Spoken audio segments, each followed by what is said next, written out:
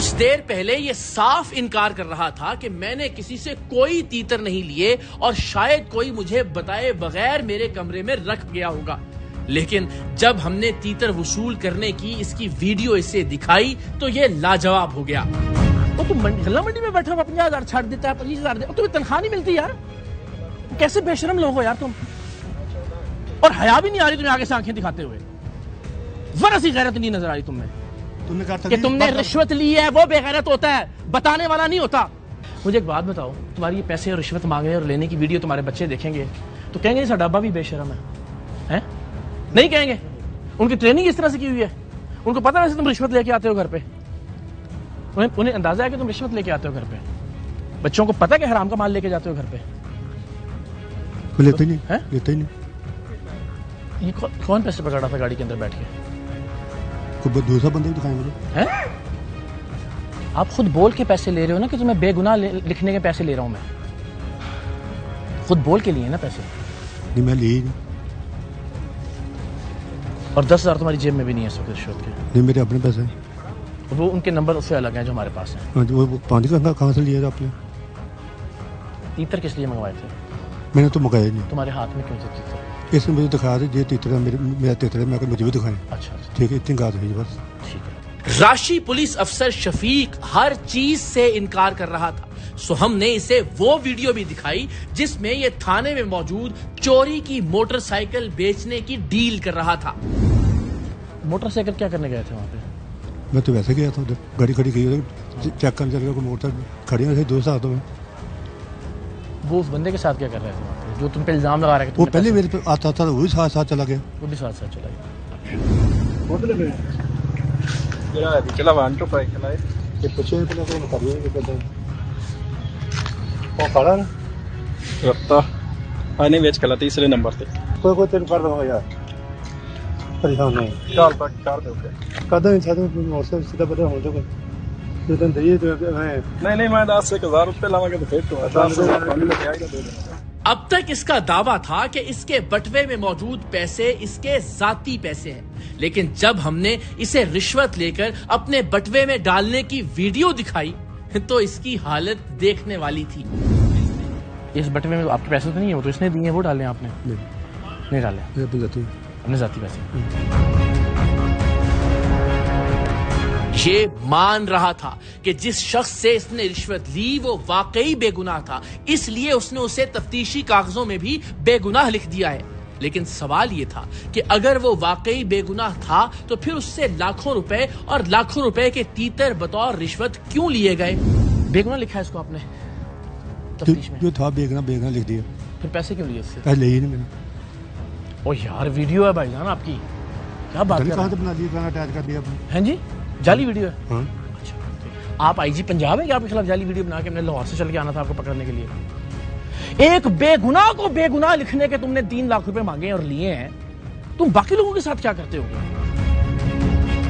और हैरत है कि तुम जैसी काली भेड़े अब तक भी हैं पुलिस के अंदर और जरा शर्मसार नहीं है। सबसे बड़ी बात है गलती सारों से हुई थी, तुम्हें शर्म नहीं आ रही है। असल मसला ये है एक एक चीज तुम्हारी रिकॉर्ड पे है, तुम्हारे पैसे मांगने, तुम्हारे उसे बेगुनाह लिखने का कहना, तुम्हारे पैसे पकड़ने की, तुम्हारे तीतर लेने की, हर तुम्हारा झूठ साबित हो जा रहा है और बेहयाई की मिराज पे हो तुम इस वक्त। ये वीडियो तुम्हारे बच्चे जब देखेंगे कि रिश्वत ले रहे हैं साडा प्यो, तुम्हें शर्म नहीं आएगी? उनको पता नहीं, तो वीडियो देखेंगे तो भी नहीं पता लगेगा उनको? हाँ बिल्कुल झूठ है। मैंने इसे आखिरी बार शर्म दिलाने की कोशिश की ये कहकर कि गलती सबसे होती है लेकिन गलती मानने वाला बेहतर होता है।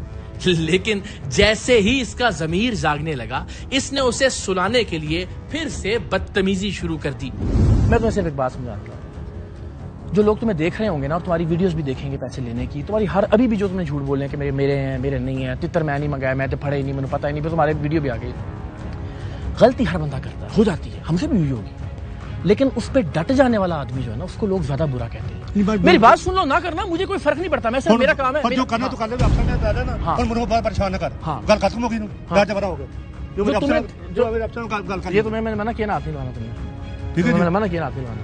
मैं हार्ट का पेशेंट बात करें, बात मेरे अफसर से बात करें। हार्ट के पेशेंट हो, लोग तुम्हारे पास जो फलील होते आते हैं वो भी हार्ट के पेशेंट होते हैं। उनकी माएं भी अस्पतालों में होती हैं जिनसे तुम 1-1 रुपया निकलवाते हो जबरदस्ती करके, जिन्हें जलील करते हो, जिनसे एड़ियां रगड़वाते हो तुम लोग यहाँ पे।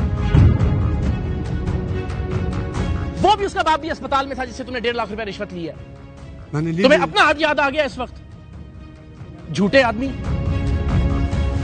तू जो करना कर लिया, थोड़ी बात है। मैंने मना किया ना हाथ नहीं लगाना। चलो बैठना सी ना, अपने कमरे जाके बैठो। और तेनों पर तूने सारी आवाम को परेशान किया रिश्वत ले लेके, तुझे 2 मिनट में परेशान किया, तुझे तकलीफ होना शुरू हो गई है।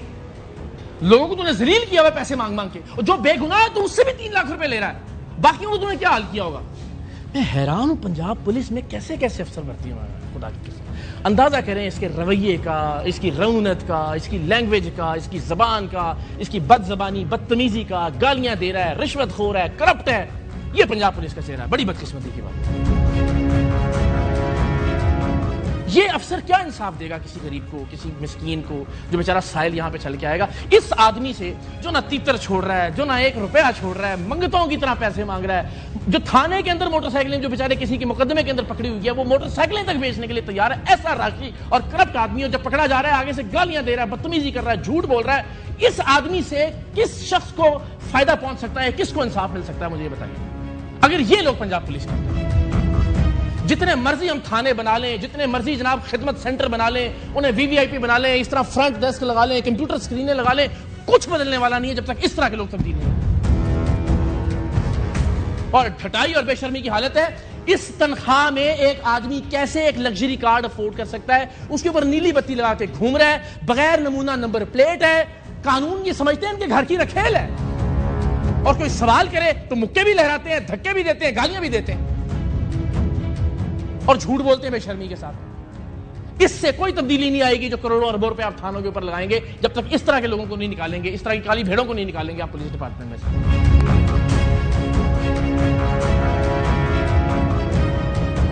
ये कितने का तीतर होता है?